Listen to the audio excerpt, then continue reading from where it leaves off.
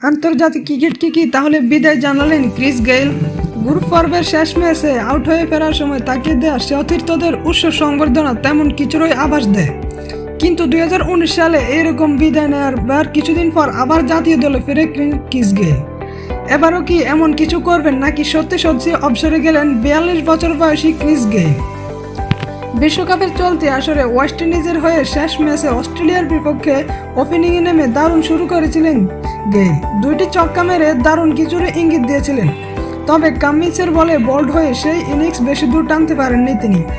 Out হয়ে সাজঘরে ফেরার সময় বোঝা গেল কেন আজ একটু ভিন্ন ছিলেন গেইল।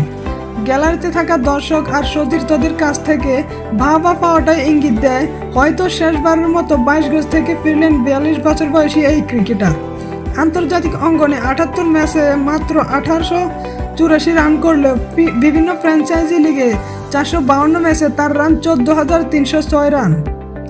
উইন্ডিজের জাতীয় ও বয়সভিত্তিক দল ছাড়া 31টি দলে খেলেছেন টি-20 এই ফেরিওয়ালা।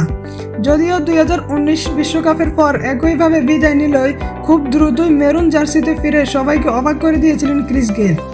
এবার কি তাহলে চূড়ান্ত বিদায় নিলেন নাকি আবার ফিরে আসার সম্ভাবনা আছে? কিক ইনফো গেইলের।